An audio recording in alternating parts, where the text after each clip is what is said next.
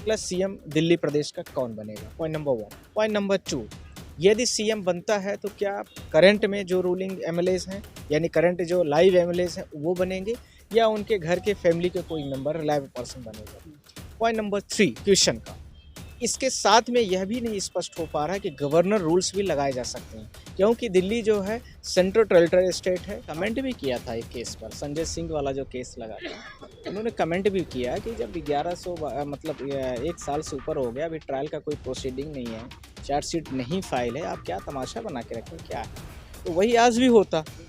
Electoral bond का data कल भारत देश में, पूरे भारत देश में फैला दिया गया है। वह किस तरह से वह ब्रेकिंग न्यूज न बने, यह न्यूज को बना करके दबाया जाए। तो मैं यह बोलना चाहता हूं कि 4 रास्ते बीजेपी के लिए खुल चुके हैं। पहला, दिल्ली प्रदेश के लिए खुल चुके। पॉइंट नंबर 1 में मैंने आपको बताया है कि यहाँ पर सीएम केजरीवाल बने रहेंगे या वो अपने फैमिली मेंबर्स को बनाएंगे। नमस्कार, आप देख रहे हैं फोरम 4। मैं हूं प्रभात। अरविंद केजरीवाल को ईडी ने गिरफ्तार किया। रिमांड पर अरविंद केजरीवाल की पेशी होनी है, वहां पर वो सामना करेंगे एक तरफ, और दूसरी तरफ सड़कों पर संग्राम चल रहा है। आम आदमी पार्टी के कार्यकर्ता लगातार प्रदर्शन कर रहे हैं। पूरे देश भर में ये प्रदर्शन हो रहे हैं। अलग अलग पार्टियों के नेता भी प्रदर्शन में शामिल हो रहे हैं। और इसी बीच हम सुप्रीम कोर्ट पहुंचे हैं, क्योंकि सुप्रीम कोर्ट में अरविंद केजरीवाल के मामले को लेकर के यहाँ पर जो है आए थे सुप्रीम कोर्ट से रिलीफ मांगने के लिए। लेकिन यहाँ पर जो जस्टिस संजीव खन्ना की बेंच थी, 3 जजों की बेंच थी, उसको उसमें सुनवाई होनी थी। उससे पहले ही जो अरविंद केजरीवाल के वकील थे मनु सिंघवी, उन्होंने वो याचिका ही वापस ले ली। इस मामले में हम बात करेंगे क्या कुछ अरविंद केजरीवाल के पास अब बचा है, क्या इससे कैसे रिलीफ मिल सकता है जो ईडी की गिरफ्तारी है, इन्हीं सभी चीज़ों को लेकर के बात करेंगे। हमारे साथ सुप्रीम कोर्ट के वरिष्ठ वकील हैं। क्या कहना चाहेंगे सर आप, जिस तरीके से इस पूरे मसले पर ध्यान बनाए हुए हैं, इस पूरे मसले पर क्या कहना है? अब याचिका भी वापस ले ली है अरविंद केजरीवाल ने। देखिए, याचिका का जो रीज़न दिया गया है वो ये है कि क्योंकि पहले इनको ट्रायल कोर्ट में जाना पड़ेगा, और ट्रायल कोर्ट जो है ईडी का, वो राउज एवेन्यूज़ कोर्ट है दिल्ली में, आप लोग जानते हैं। अब कोई भी, इन लोग बहुत जल्दी यहाँ पर आ गए थे। इन्होंने सम्मन को चैलेंज किया था, जो सम्मन 10वां नंबर का सम्मन था, उसमें डिटेंशन का ऑर्डर था, गिरफ्तारी का। इसके पहले के जितने सम्मन 9 आए थे, उन सम्मनों में गिरफ्तारी को लेकर के नहीं थे, सिर्फ पूछताछ को लेकर के था। ये बहुत मैं क्लियर करना चाहता हूँ। तो ये सीआरपीसी का सेक्शन होता है, उस सेक्शन के आधार पर ये उसको चैलेंज किए। अब उसको, इनको सबसे पहले ट्रायल कोर्ट में जाना चाहिए, पॉइंट नंबर 1। पॉइंट नंबर 2, कल रात को आपको डिटेन किया जा रहा है, और डिटेन करने के बाद आपको खुद भी सोचने की ज़रूरत है कि 9 बजे रात जिस व्यक्ति को डिटेन किया गया है, उसका मेडिकल एग्जामिन होगा, उसके साथ में वो 24 घंटे के अंदर में जो भी जुडिक्शन लगता होगा उस ट्रायल मजिस्ट्रेट के पास ले जाना होता है, एफआईआर की कॉपी सबको सबमिट करनी होती है, बहुत सारे उसके फंक्शंस होते हैं। तो वो सुप्रीम कोर्ट में तो कहीं दूर दूर तक का वो कोई चांस था नहीं आज, सिर्फ और सिर्फ विड्रॉ करने के अलावा। यदि कोई आर्गूमेंट हो भी जाता तो वह सीधे के सीधे एक ही सवाल आता कि हम बिना फाइल के, वही होता कि मैं कोरे कागज़ पर क्या बात कर लूँ। भाई अपोजिशन जो है, यानी जो स्टैंडिंग काउंसिल होते हैं गवर्नमेंट की तरफ से, जो ईडी की तरफ से प्रेजेंट होने वाले व्यक्ति थे, उनके पास कुछ डॉक्यूमेंट्स तो होना चाहिए। पॉइंट नंबर 4, इस मामले में ध्यान रखना है कि बीआरडी की जो बेटी हैं, उनका भी काफ़ी बड़े लेवल पर स्क्रीनशॉट जो है, वो चैट, उनका किस तरह से चैटिंग को पूरे सोशल मीडियाज़ के प्लेटफॉर्म पर काफ़ी, भारत देश में काफ़ी बड़े लेवल पर वो फैल चुका है। तो इसका कहीं न कहीं कनेक्शन होने का वो सबूत प्रेजेंट कर रहा है ईडी। इसी के साथ में ये शराब घोटाला, ये जो नीतियाँ बनाई गई थी, इसमें एलिगेशन है इनके ऊपर। एलिगेशंस के बारे में पूरा भारत देश लगभग जानता है, और मैं एक शब्द में यह कहना चाहता हूँ कि जो पॉलिसी बनी, उस पॉलिसी में इनके ऊपर यह एलिगेशन है कि ये इन्होंने उसमें कुछ न कुछ रिश्वत लिया है, या कुछ हंस-मनी से यूज़ करके उसको संबंधित व्यक्ति जिसने दिया होगा, उनको इन्होंने पॉलिसीज़ में उसको बेनिफिट पहुँचाया। सिर्फ़ और सिर्फ़ इतना है, और इसमें मनीष सिसोदिया जो है, वो भी इन्वॉल्व्ड हैं। तो ये दोनों लोगों के, यह माना जा रहा है कि ये दोनों लोगों से संबंधित मसला है, जिसमें पहले एक बार हो चुका है। मनीष सिसोदिया के बारे में आप जानते ही हैं। पर केजरीवाल जी अभी इस 9 बार से बच रहे थे। 10वां बार कल मुझे लग रहा है कि उनको डिटेन कर लिया गया। पर इसके साथ में यह प्रश्न सबसे बड़ा है, जो मेरे खुद के ओपिनियन से भी है, प्रश्न भी है, कि अगला सीएम दिल्ली प्रदेश का कौन बनेगा? पॉइंट नंबर 1 क्वेश्चन का, पॉइंट नंबर 1। पॉइंट नंबर 2, यदि सीएम बनता है तो क्या करंट में जो रूलिंग एमएलएज़ हैं, यानी करंट जो लाइव एमएलएज़ हैं, वो बनेंगे, या उनके घर के फैमिली के कोई मेंबर रिलायबल पर्सन बनेगा? पॉइंट नंबर 3 क्वेश्चन का, इसके साथ में यह भी नहीं स्पष्ट हो पा रहा है कि गवर्नर रूल्स भी लगाए जा सकते हैं, क्योंकि दिल्ली जो है सेंट्रल टेरिटरी स्टेट है और यह जो है regulated by the central government है। 3 चीज़ें दिल्ली की आप सारे लोग जानते हैं, पुलिस, लैंड और इसके साथ में एक चीज़ और जो दिल्ली की सेंट्रल गवर्नमेंट खुद ऑपरेट करती है। मतलब दिल्ली के सेंट्रल गवर्नमेंट का मतलब जो सेंट्रल गवर्नमेंट है, यानी जो प्रधानमंत्री के होम मिनिस्ट्रीज जो है वो रेगुलेट करती है। इसी के साथ में मैं नेक्स्ट पॉइंट करना चाहता हूँ कि यह भी अब संभव है कि जो नेक्स्ट सीएम बनेगा, यदि मान लीजिए आम आदमी पार्टी का बनता है, तो उसमें तोड़-फोड़ भी की जाएगी और बीजेपी अपनी सरकार भी बनाएगी, क्योंकि बीजेपी के यह चाल चरित्र में यह सामान्य बात है। ऐसा उम्मीद करना कि बीजेपी इतना आसानी से छोड़ देगी, इसका उदाहरण आप झारखंड देख सकते हैं, हेमंत सोरेन वाले केस पर देखा होगा आपने। दूसरा आप लोगों ने चंडीगढ़ का मामला देखा है अभी आपने। तीसरा आपने दिल्ली का जो म्युनिसिपल का चुनाव हुआ है, वो भी आप सारे लोगों ने देखा ही है। तो ये सारी चीज़ें जो हैं, ये सब कहीं न कहीं इस पर आएँगी और आने के साथ में ही यह भी लास्ट जो मुझे लग रहा है, जो मेरी संभावनाओं के आधार पर यह प्रश्न आप यह मैं कह रहा हूँ कि हो सकता है कि 10 दिन लग जाए, 15 दिन लग जाए, 1 महीने लग जाए, यह भी होने के पूरे चांसेस बनते हैं। पर इस मामले में सीधा ही पिटिशनर्स के जो काउंसिल्स थे, उन्होंने खड़े होते ही उन्होंने बोला कि हमें इस मैटर को विथड्रॉ करना है, बिकॉज़ ये ट्रायल कोर्ट में जाएगा और ट्रायल कोर्ट का जो प्रोसीडिंग होगा सम्मन के खिलाफ में, ये सम्मन डिटेंशन को लेकर के आया है, उसको लेकर के ये चैलेंज करेंगे और वहाँ से जो ऑर्डर होगा वो हाई कोर्ट जाएंगे। फिर हाई कोर्ट क्या चैलेंज कर उनको ऑर्डर डायरेक्शंस देता है, उसके बाद ये सुप्रीम कोर्ट आएंगे। ये एक प्रोसेस बनाया गया है। पर इसके साथ में सबसे जो मेजर पॉइंट आ रहा है, तब तक क्या दिल्ली के सीएम केजरीवाल बने रहेंगे या ये वहाँ से ये सारी चीज़ों को ऑपरेट करेंगे पुलिस कस्टडी से? ये एक बहुत बड़ा सवाल है। इन सवालों को लेकर के बहुत सारे लोग कह रहे हैं कि वहाँ से हो सकता है, पर मैं आपसे यह कहना चाहता हूँ कि ऐसा फिजिकली संभव नहीं है, क्योंकि इनके अंडर में बहुत सारी मिनिस्ट्रीज आती है, उसको हर हमेशा दिन भर बात करना पड़ता है। जनरली लाइव सीएम को जल्दी डिटेंशन अभी तक नहीं हुई है, ये एक्सेप्शन केसेस 1-2 को छोड़ दिया जाए, तो यह जल्दी संभव है नहीं फिजिकली। लास्ट में केजरीवाल जी को रोज़-रोज़ इस तरह से कि उनकी अलग मीटिंग की जाए, वीडियो कॉन्फ्रेंसिंग के थ्रू वो मीटिंग करेंगे, जेलर ऑफिसर उनको मॉनिटर करेगा, क्या बोल रहे हैं क्या नहीं। ये बहुत सारे मसले हैं, उनका वो पेचीदा मसला है, वो संभव फिजिकली नहीं होगा। सामान्यतः जिन लोगों पर एलिगेशंस लगे हैं, चाहे इसके पहले के पुराने रिकॉर्ड जिनके भी रहे हों, वो एलिगेशन के बाद ही तुरंत सीएम के पास इस्तीफ़ा दे दिए हैं, अपने मोरल वैल्यूज़ के आधार पर। तो यहाँ पर भी यह 2, 4, 10 दिन की बातें हैं। आगे सीएम को इस्तीफ़ा देना पड़ेगा, सिर्फ या तो इनको अभी सुप्रीम कोर्ट, हाई कोर्ट से उनको ज़मानत मिल जाए, पर अभी वो 1-2 महीने तक कुछ संभव नज़र नहीं आ रहा। मैं आज से आपको खुल के बोल रहा हूँ, क्योंकि ये हाई कोर्ट जाएँगे, हाई कोर्ट में प्रोसीडिंग होगी। इसके पहले ये एफआईआर है, इन्वेस्टिगेशन है, चार्जशीट है, दुनिया भर के सवाल हैं और यह सबसे बड़ा कोई भी इन्वेस्टिगेशन होता है, बड़ा केस है, तो उसमें जो गवर्नमेंट का पैनल होता है या गवर्नमेंट की तरफ से जो प्रेजेंट करते हैं, एक कॉमन चीज़ बोलते हैं कि ये बाहर जा कर के जो विटनेस है उसको जो है तो कहीं न कहीं थ्रेट करेगा और उसको मोबिलाइज़ कर सकते हैं। इसके आधार पर कोर्ट उनको जल्दी सामने वाले को नहीं देती है। इसका जीता जागता उदाहरण इस पॉलिसी से रिलेटेड बीडीआर, क्या नाम है उस पार्टी का? के कविता का जो हाँ, के कविता, वो सुप्रीम कोर्ट आ चुकी हैं और उनके साथ भी सेम स्टेटमेंट हुआ है। तो यह भी अभी आसार नज़र नहीं आ रहे हैं। कहने की बातें कोई कुछ भी कहे, वो अलग चीज़ें हो सकते हैं। केसीआर, हाँ, उनकी बेटी जो है। तो यह ध्यान रखने की आवश्यकता। जिस तरीके से झारखंड के सीएम को भी राहत नहीं मिलती है, यहाँ से जो है याचिका जो है बाहर भेज दी जाती, कहा जाता है निचली अदालत में जाइए पहले वहाँ पर। और इसके साथ ही यहाँ पर जिस तरीके से के कविता के मामले को देख लें, मनीष सिसोदिया का मामला देख लें, संजय सिंह का, तमाम मामलों पर जमानत सुप्रीम कोर्ट से नहीं मिल पा रही ईडी को लेकर के। और एक बहुत बड़ा सवाल उठ रहा है, इसमें कहा जा रहा था कि जस्टिस चंद्रचूड़ ही सुनवाई करेंगे, ऐसा सुनने में आ रहा था। उसके बाद जब जस्टिस खन्ना के बेंच में गया तो फिर वापस लिया जाता है। तो कहीं ना कहीं आप इसको सवालों के घेरे में देख रहे हैं। मैंने कल रात को ही बहुत सारे मीडिया वालों को मैंने बोला था कि ऑनरेबल जस्टिस खन्ना साहब के पास ये मैटर जा रहा है। मैं आपको वैसे ही बता रहा हूँ। और दूसरा, उन्होंने कल कमेंट भी किया था एक केस पर, संजय सिंह वाला जो केस लगा था, उन्होंने कमेंट भी किया कि जब 1100 मतलब 1 साल से ऊपर हो गया, अभी ट्रायल का कोई प्रोसीडिंग नहीं है, चार्जशीट नहीं फाइल है, आप क्या तमाशा बना के रखें, क्या है? तो वही आज भी होता। पर यह है कि आज इसमें यह नहीं होने के चांस थे, क्योंकि अभी ईडी का कल रात को डिटेंशन हो रहा है, डॉक्यूमेंटेशन इनकम्प्लीट है, साथ में डॉक्टरी तक अभी मेडिकल भी नहीं हुआ है, इसी के साथ में उनको ट्रायल कोर्ट का जो मजिस्ट्रेट होता है उसके सामने पेश होना होता है, वो अलाउ करते हैं पुलिस को कि इनको कस्टडी, इनकी रिमांड बढ़ाई जाए 15 दिन 14 दिन कितने भी होता है, क्योंकि वो कहेंगे कि हमें पूछताछ करनी है। पूछताछ करने के लिए हमें टाइम चाहिए रिमांड में।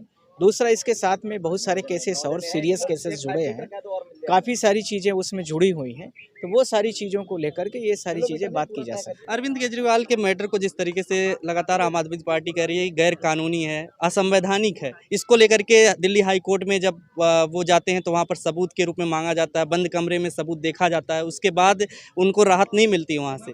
तो इन सब चीज़ों को देखते हुए क्या कहेंगे कि गैर कानूनी, असंवैधानिक, एक पहली बार ऐसा हो रहा है जो सीएम के पद पर बैठा हुआ व्यक्ति गिरफ्तार हो रहा है। पहली बार दो चीज़ें आ रही हैं, ध्यान रखने की ज़रूरत है कि इलेक्टोरल बॉन्ड का डेटा कल भारत देश में, पूरे भारत देश में फैला दिया गया है। वह किस तरह से वह ब्रेकिंग न्यूज़ न बने, यह न्यूज़ को बना करके दबाया जाए। दूसरा, बीजेपी को किस तरीके से फ़ायदा पहुंचाया जाए, इंडिया अलायंस के सारे लोगों को किस तरह से कमज़ोर किया जाए, यह भी इसके कारण है। ईडी को लेकर के 5,000 रुपये ईडी ने जिन लोगों के नाम पर सम्मनिंग किया है, पॉइंट नंबर 1। पॉइंट नंबर 2, जिन लोगों का नाम जोड़ा किसी केस में। पॉइंट नंबर 3, जिन लोगों का इनडायरेक्टली तरीके से कॉल किया कि इनकी भी संभावनाएं हो सकती हैं। पॉइंट नंबर 4, ये सारी चीज़ें कहीं ना कहीं जैसे बीजेपी से जो जैसे ही वो हुई और इलेक्टोरल बॉन्ड उन लोगों ने खरीद के बीजेपी को दिलाया, उसको उनको काफ़ी बड़ी राहत मिली थी। 5,000 करोड़ का मैंने ट्वीट भी किया है 5-6 दिन पहले। द हिंदू ने इसको काफ़ी, आप तो जुड़े भी हैं, देखा भी होगा। इसके साथ में हिंदू ने इसको काफ़ी बड़े लेवल से पब्लिश भी किया। तो मेरा यह कहने का मतलब कि ईडी, सीबीआई और इनकम टैक्स तीनों चीज़ों को लेकर के था। ये तीनों जो है आज तक के घेरे पर हैं। हमारी अगली पिटीशन भी आ रही है इन चीज़ों पर, जो मॉनिटरिंग करने को लेकर के है कि ये जितने भी अभी तक एफआईआर लॉन्च किए हैं और क्रिमिनल ऑफेंस है, चार्जशीट नहीं फाइल है, इसके साथ में वो किसके, ये क्या इनसे जुड़ा हुआ है, तो इसका स्पष्टीकरण उनको जो 5,000 करोड़ रुपए इनको दिए गए हैं उसमें ज़रूर होना चाहिए। चुनाव नज़दीक, उसके पहले ही गिरफ्तारी होना, विपक्ष लगातार तमाम तरीके के सवाल उठा रहा है। राहुल गांधी ने भी ट्वीट किया लोकतंत्र को लेकर के, लोकतंत्र खतरे में है, और प्रियंका गांधी ने भी कहा, कांग्रेस की तरफ से लगातार बात कही गई।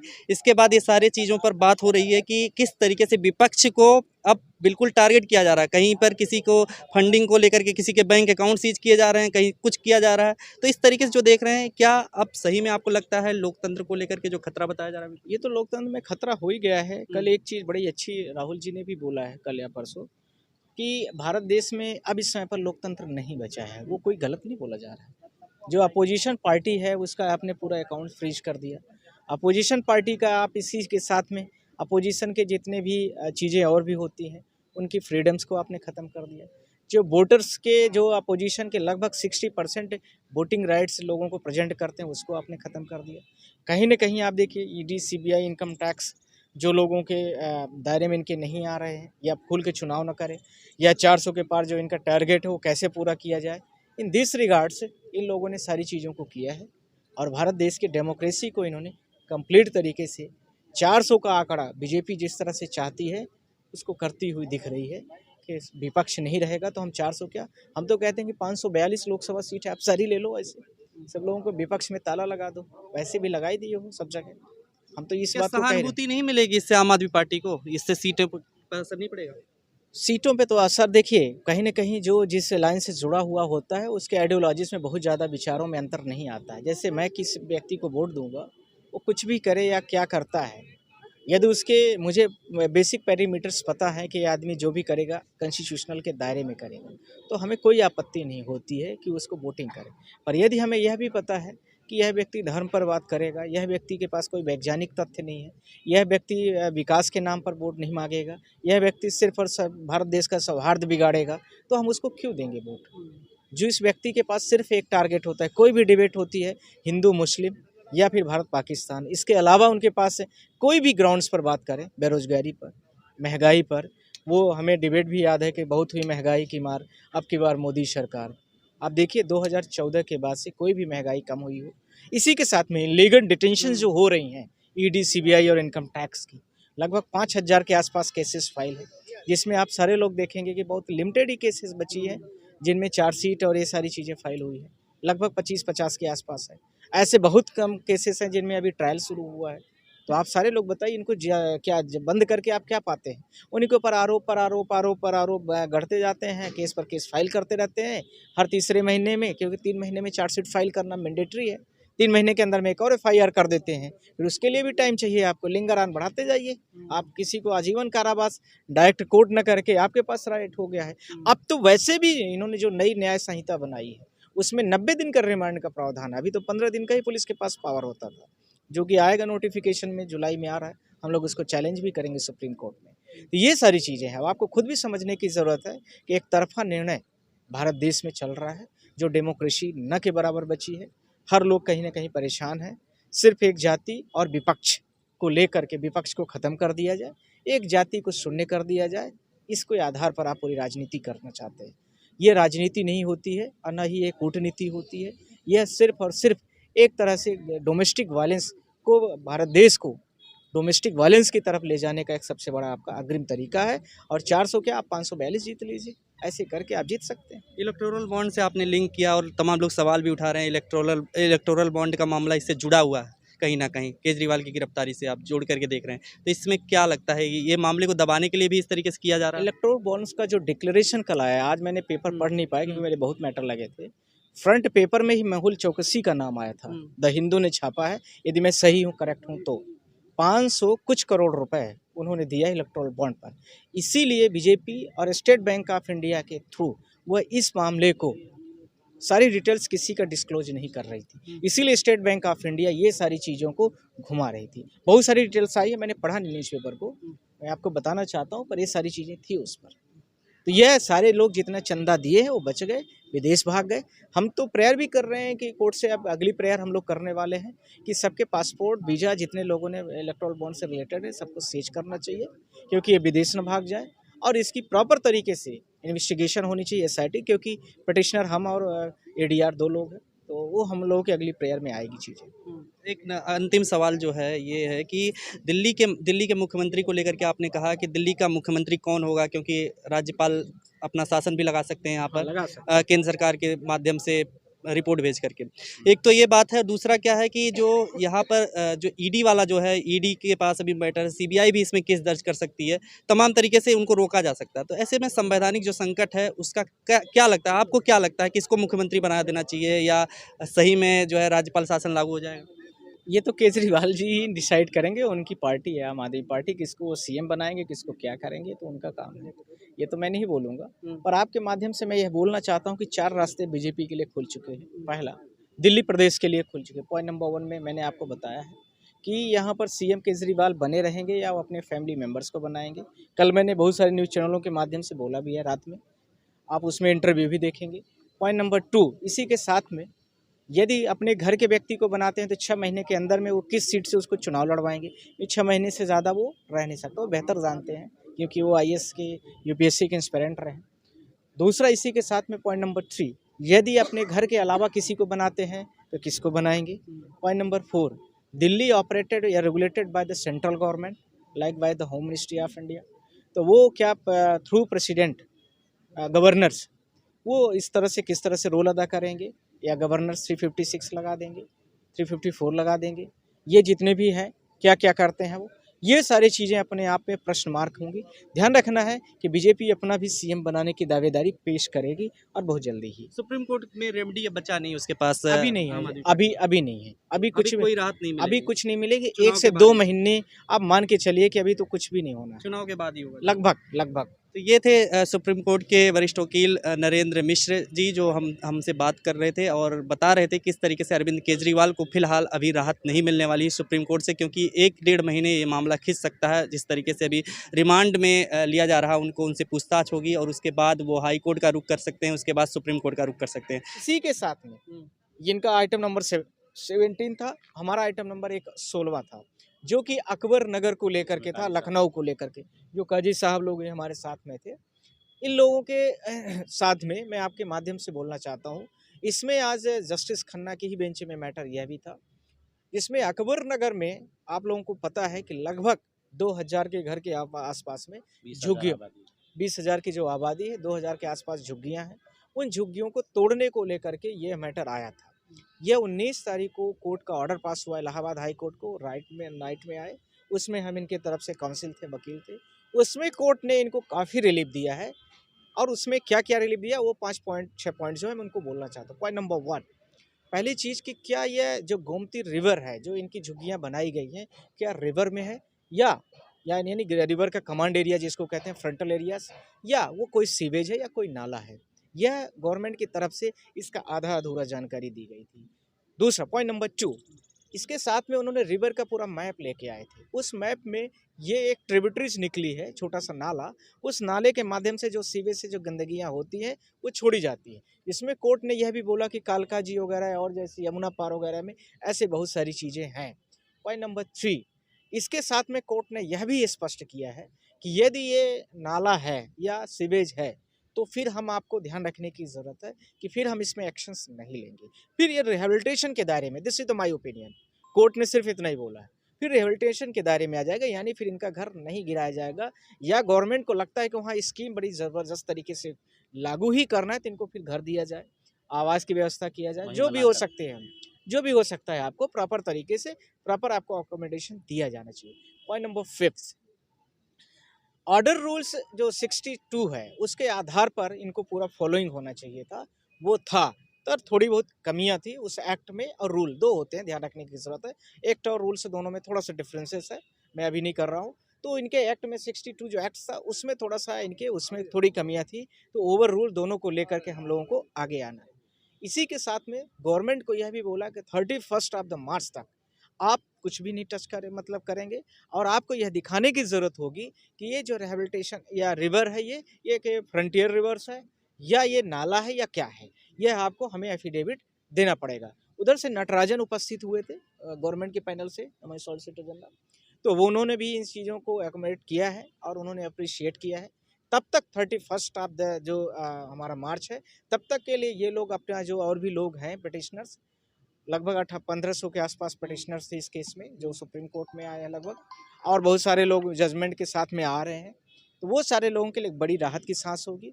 यूपी गवर्नमेंट को भी इसमें झाड़ पड़ी है कि आप इस तरह से बिना मतलब अनअप्रोचेबल से जो स्कीम है उसको क्लियर आपने नहीं किया है, और बिना क्लियर किए हुए आप ऐसे कैसे कर सकते हैं, तो यह भी एक इनके लिए काफ़ी बड़ी राहत की सांस है।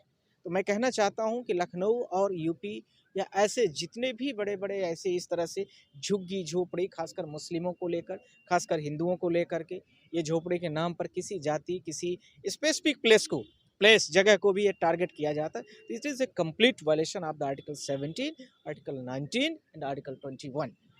मैं आपके माध्यम से प्रश्न भी पूछना चाहता हूँ, कोर्ट ने इतने भी हम लोगों को दे दी थी, पर मैं यह पूछना चाहता हूँ कितने उसमें प्रेग्नेंट महिला हैं, कितने माइनर बच्चे हैं, कितने बुजुर्ग हैं, कितने परेशान वाले लोग हैं, वो कहाँ जाएंगे? भारत देश की तो निवासी वो भी हैं।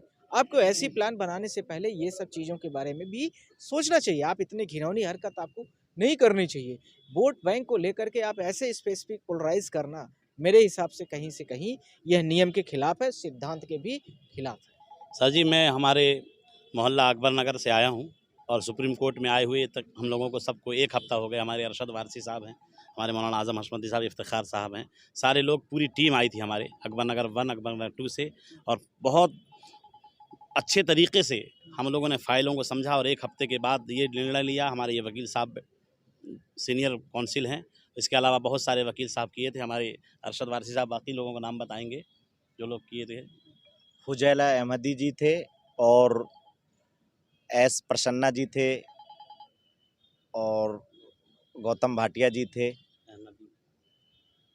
और उनकी पूरी टीम थी।